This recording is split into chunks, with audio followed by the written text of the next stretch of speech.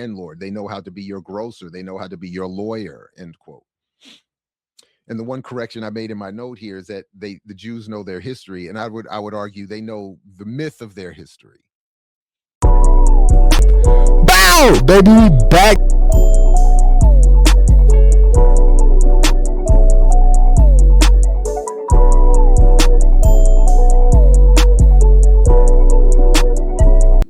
Bow, baby, we back. All right, so y'all don't know this. I mean, if y'all been watching my videos, y'all should be able to tell. But I mix what I like. My guy, the one and only Jared. Jared that dropped the myth of black economic buying power. Yeah, one and only Jared in the building. The same Jared that hangs out with Diablo Cayeta. Yeah. Hey, nah, real talk. Jared has always been that one intellectual. Like, the crazy part is, deadass, 20, 30 years from now, it's people like this that really help push, that really help drive intellectual debate, push forward the conversation of what we need to do, what we can do to improve our current circumstances and economic situation. He's one of the few. And it's a lot of small time content creators. And right now, the thing that comes to my head is, are we going to remember these guys? Is their name needs to be in a history book. It needs to be, because all this work, I'll feel hurt if all of their work wasn't in the history book. But let's continue on and see what Jared has to say today, because he goes in depth even harder. And he's not even talking about black economic buying power for this video. But this video is also going to bring to light a lot of things. Let's take a deep dive. And this is why Sudeep and I have started the Donut King Project, which is going to reconvene in, when do we reconvene? On the 27th, where we'll be talking about Vijay Prashad's Everybody Was Kung Fu Fighting, Afro-Asian Connections and the Myth of Cultural Purity, where I've already seen something I'm going to bring up now, in fact, that is missing in so many of these. These discussions of Amos Wilson and to a certain extent, my argument that essentially that what I am saying in my work about Amos Wilson is that he was a central figure in promoting unwittingly the mythology around black buying power to a great many people in the African-centered and black nationalist community. And it starts with his unfortunate, flawed, and misunderstood reading of the Selig Center reports that he started picking up in the early 90s where they had begun promoting this idea of black buying power. And Wilson's misreading of it has led to a good amount of confusion. So I try to address that in my book, not to condemn Wilson or anything else about his arguments, just to point out that he, as is the case with several others, have been mistaken in what buying power is and is not. So on the shoulders of giants, unfortunately, that's why I was just encouraging him. You know, I'm saying I do appreciate any good faith engagement with my work, but I just would encourage him to actually engage it, to read it, and at minimum use my presentations, not one interview with Richard Wolff, as an in particular, because in the full book breakdown you can see where I address specifically in video a discussion of this and Amos Wilson, if the book itself is not sufficient. So, but to that point, and I know Sudeep and I are going to get into this in greater detail in Amos Wilson. I think I've quoted him before. If not quoted, I've referenced him before. Amos Wilson. Do I have some of his books?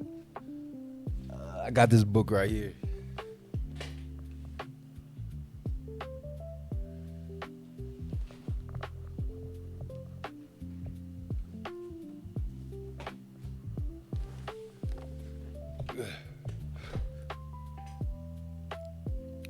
It's not by Amos Wilson, but it is by Joran Thortwan, another black author. I think like about 90% of all the books on my table, black authors. Yeah, I don't know. But anyways, let's get back to it. Amos Wilson. I'm gonna have to do some research on him. If y'all know anything about Amos Wilson, drop in the comment section below. I'm gonna read it. I want to get some more information about Amos Wilson in a few days. But in chapter 4 of Vijay Prashad's book, The Merchant is Always a Stranger, he starts with a quote from Malcolm X, and where Malcolm at one point said, the Jews aren't strangers. The Jews know their history. The Jews know their culture. The Jews know their language. They know everything there is to know about themselves. They know how to rob you. They know how to be your landlord. They know how to be your grocer. They know how to be your lawyer, end quote. And the one correction I made in my note here is that the Jews know their history, and I would argue they know the myth of their history. They know the accepted dominant mythological narrative that is not, in fact, actually based in real history, which is why I'm also starting to read this book, The Jewish Question, a Marxist interpretation, where in referring... What? New pickup. Hey, I'm gonna go on my phone right now. The Jewish Question. Hey, y'all, that's how I be getting a lot of these books I have. I see them in the video. I even read the comments and be like, oh, that's a nice book. I'm gonna go check it out. Boom. But yeah, we back on, baby. To Marx, they go back and do what Sudeep and I are trying to do in our project, which is to, how does he put it? Not in the sphere of Jewish history as in the sphere of universal history. Karl Marx's brilliant thoughts points the road to follow. Quote, let us not look for the secret of the Jew and his religion, but let us look for the secret of his religion in the real Jew, end quote. And the point being is that there's nothing miraculous. There's nothing divine or satanic or metaphysically special about Jews. And what Marx in this book is, and what I've been trying to do with my little We Have No Analysis of Jews series, is to point out that it's better to understand, to Marx's point, it's better to understand the material history of Jews, to understand how the religion formed and how others have engaged, and vice versa, that population. So, and how that population came to be defined as that population. So, but that said, as Prashad points out in this chapter, he's not looking to falsely accuse or emphasize a so-called, quote, anti-Semitism among Black people. He's looking to, as I'm understanding it, somewhat similar to Marx's point and to my own, try to understand why would certain segments of Black populations feel this way about Jews and vice versa. How did Jews end up in this proximity, in this place, et cetera, et cetera. And essentially, he's trying to say, how did it end up in this hierarchy, top of the food chain, top of the predator? And you're trying to go back in history to see where in history did their superiority start? How did it start? How did it come together? What made it superior? That's the history. And he's on the quest to find that. And he's trying to explain that, wait, once you understand the actual history, this bullshit, this reverence you hold them in is gonna come falling down like when your eyes open up from a dream. It's a facade, it's flawed. And I'm from what Marx, not what Marx, but from what Mike is telling me, it seems like, from what Jared is telling me, why I said Mike, from what Jared is telling me, it seems like the author of this book is trying to explain to the reader that this high reverence you hold them in is nothing but a facade. It's flawed. You have to open your eyes, uplift the curtains from your blinds. Come on. So let's go. So forth. So part of what Prashad is doing here is talking about, what he says here, Malcolm's vitriolic rhetoric about the Jewish merchants stirred up Harlem, and it came along the grain of decades of tough talk from activists within the beleaguered Black community. Wow. And then he starts talking about, so when Malcolm makes that comment, Malcolm didn't say nothing disrespectful. I might just upload the clip right here. But essentially, right, when Malcolm said that, Jared just said that it caused a lot of stir. You know, a lot of people got tight, a lot of static formed, and let me stop. A lot of people got upset, and there was a lot of controversy that came to. So, with that being said, I understand what's going on, but at the same time, I can understand Malcolm's frustration.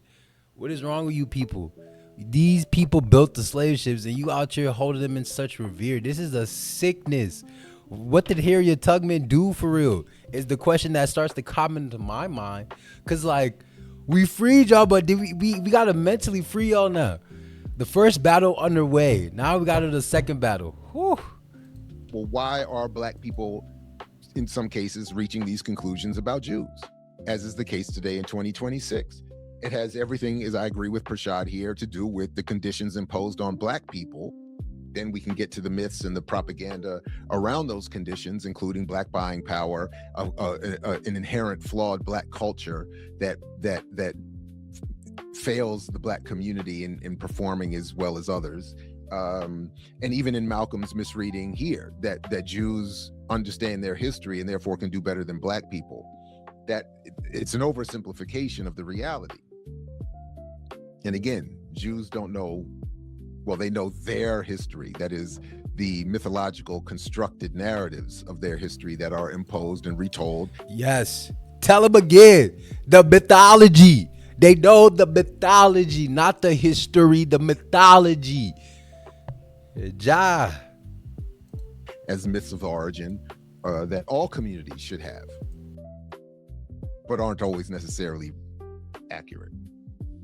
But as Prashad says here, in talking about black communities, hard work seemed to bring few rewards as Jim Crow institutions excluded African Americans from access to capital and credit. You know, I gotta, because this is the point I keep making. I keep trying to make. Message.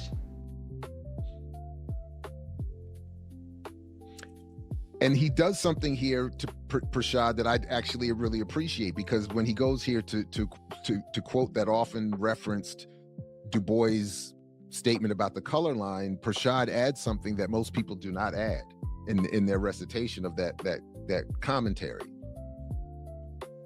As Prashad says here, Du Bois said, quote, "The ever-present factor of racial prejudice is present to hinder or at least make more difficult the advance of the colored merchant or businessman in new or unaccustomed lines."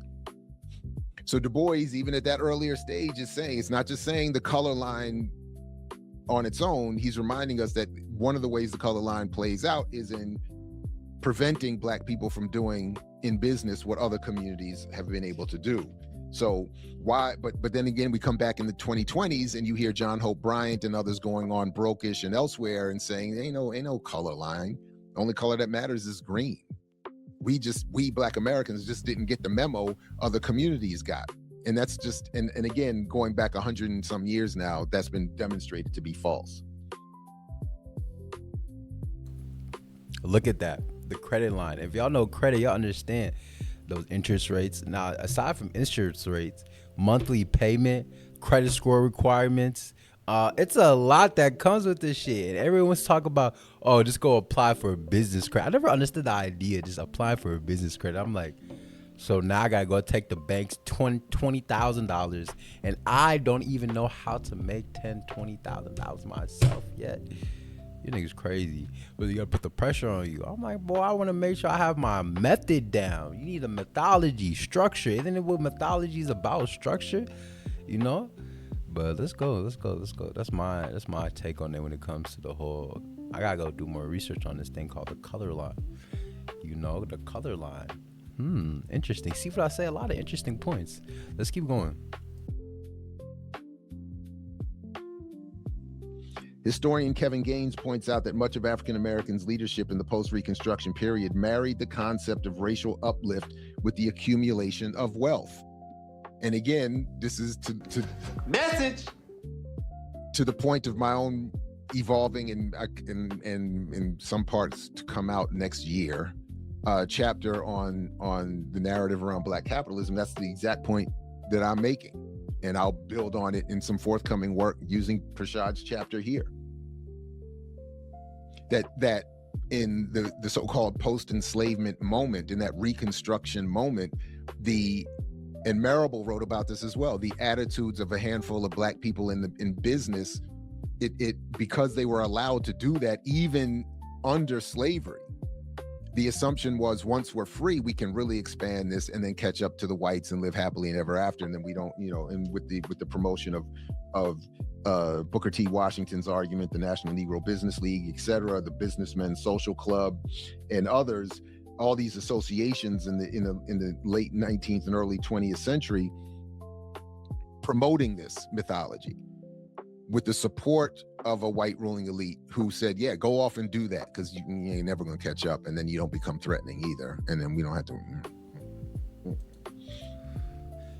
And that's the point I talk about when I talk about Black capitalism, because you see it right now. Motherfuckers charging these prices. I understand. I'm like, okay, you want to have a Black business, but you all know means of production. How the fuck is that going to work? Now, the person that you buy the meat from, they can up the price. And since they up the price, you have to make profit. So you have to up your price. But now you upping your price, but your targeted audience is like, yo, this is out of my what's the joint called? This is out of my possession. Like, now this is some things that it's too straining to get this. You dig what I'm saying? And with that being said, that's the issue. I just saw this Black owned distributor, what is it, whiskey distributor? I'm gonna insert it right here. So I got another insertion to make. But this Black owned whiskey distributor, they say she would file for bankruptcy, right? And they're clowning her, they're trashing her online. But the thing is this though, she doesn't own the distributor. She's not a distributor. She don't make her own. She buys it from them. She gets it from them. And I'm looking at it like, what's if the affiliate marketing is like pretty much you built your business to be a middleman? Who wants to be a middleman? The middleman has to take the pressure from the boss and the customer. Who got time for that? But if I own the production, oh yeah, y'all bugging. Hey man, lower production. Matter of fact, hey, switch the area. You dig what I'm saying? You see, there's way more options. But let's keep going though. That's why it gets promoted. That is this entrepreneurial ethic. So again, when people want to say it's Black radical approach or it's Black and radical, it's really a white nationalist conservative reactionary politics rebranded as Black.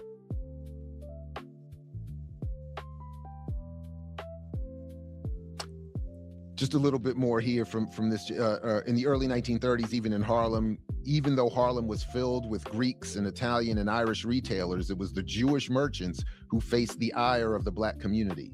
The figure of the Jew in Harlem provides us with an avenue to discuss the trader as stranger, the prefiguration of the Korean from the 1980s to the present. And I know that's where Sudeep and I will be most focused, but I thought that was interesting, that the Korean merchant has sort of been allowed to step in terms of this quote unquote relationship with Black communities into spaces Jews previously inhabited. And look at this, and I think the church has a lot to play with this, because you read the Bible, you already know the Bible itself holds Jews in this regards of being the chosen one, God's favorite. You dig what I'm saying? And I hope my video don't get copyright or get that, Back to what I'm saying though. So essentially, I think that also played a big factor into why they just came in and they was instantly able to build these stores, these chains, have these supply chains being built so easily, because the times already played into it. The fact of the matter is, they complexion will help them get the loans and everything else. But on top of that, the Bible on biblical reference, it made them a damn near walking celebrity. But let's keep going. And then it would maybe seem that Jews just sort of stepped up the ladder in terms of where Jews fit in their interaction with Black communities within the broader political economy. So maybe trending towards land ownership, landlordship, law, etc. The traditionally stereotypical accepted areas of the economy Jews have been slotted, finance, media, etc. Now, forgive this reference, given where he has politically fallen of late, but Prashad says, I should say right now that this chapter is not another of those self-righteous diatribes against Black anti-Semitism. I am quite in line with philosopher Lewis Gordon, who argues that the discourse of Black anti-Semitism, Black homophobia, and Black misogyny appears as if there is no general problem of anti-Semitism, homophobia, and misogyny. The trope of, quote, Black pathology makes it easy to burden Blacks with these social ills, while others can rest easy in their shallow liberalism. And then he goes on to say that, to quote Gordon, is basically saying that the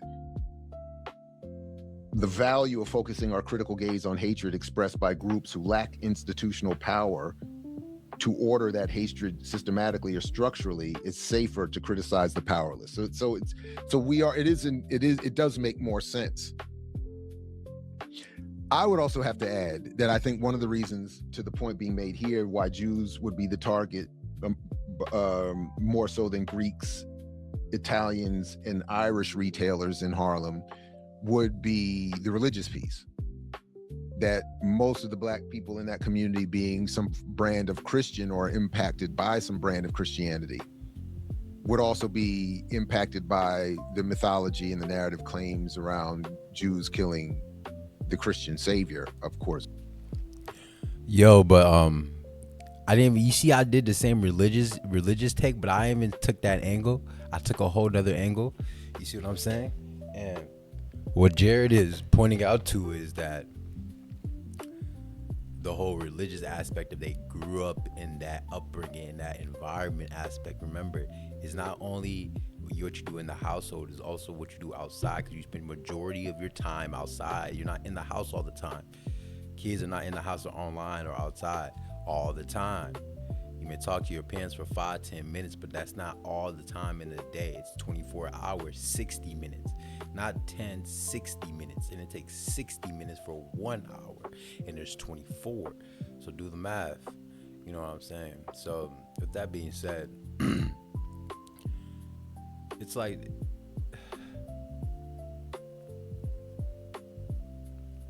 let's keep going. Who was himself a Jew, if of course he existed. Richard Carrier's new work suggests at best it's about 25% chance that he was a real person. But in any event, I do think that has more of a role than is given credit here. That among those you would target, after the list of overt material abuses and hostilities, it's just easy to say, and they also killed our savior. So,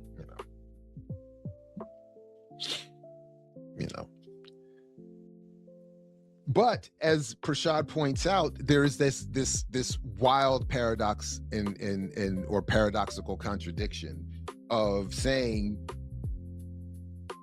Jews are exploiting us, but then from Booker T. Washington on down saying we need to mimic the Jewish entrepreneurial and enterprise spirit.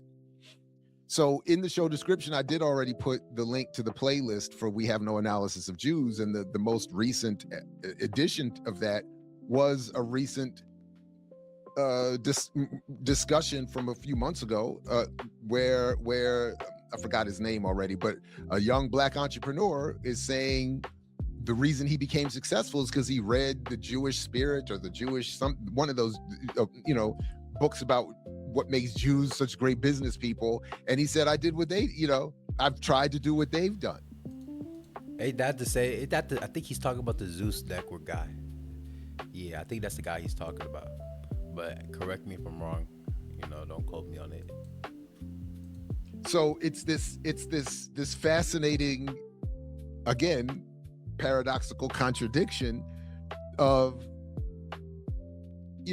the Jews are the enemy, but if we were more like the Jews, we could do as well as the Jews. And as I'm trying to point out in my little minuscule contribution, that Jews have been able to do what they've been able to do specifically because, as Marx pointed out, it was saying in his point in the Jewish question, if we understand the real Jew and not the mythological then we would understand what allows Jews to do what they've done and Black people to not be able to do that, or any other group to be able to do that. And then similarly to Sudeep's project, the Donut King project that we're doing, all of the groups, you could make similar assessments. What are the real conditions, histories that lead various groups of Asians and others into these often hostile relationships with working class Black communities? It's so much better to do it that way as opposed to, well, you know, it's because they're Jews. They're special. They're culturally better than we are, et cetera, and so forth. It's all of it is absolute nonsense. It has, if anything, you would say is just that they're not oppressed in the way that Black people are oppressed, and that is ultimately the driving, what drives the difference. I mix what I like. But that's facts. I mean, you have to be a fool to not even acknowledge that fact that, let's get this right, they already white, so they gonna be, boom, they was already getting special treatment since, well, come on now, they got a whole country. I'm done. Like, it don't even make sense. If you don't even acknowledge that, or you want to minimize it, you're insane. You know, so I be, to what degree to that had any effect? To what degree? And if my reason had a much greater degree of effect, your reason is minuscule. Matter of fact, it's insignificant at best.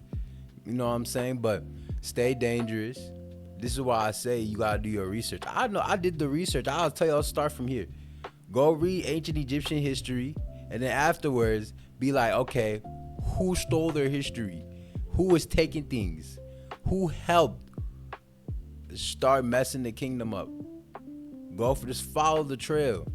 Then go into the American slave ship. Who built the slave ship? Why? How did it start? What's the connections? Who's the alliance? Who's the allies, I should say? And what was their alliance? What did they do together? What's underneath the table? Underneath the table is simply fancy talk. It's fancy phrase, I should say, for what is not commonly known. You know, so stay dangerous. You know, I just gave you a little checklist, start point. Take advantage, you know. All right, until the next time.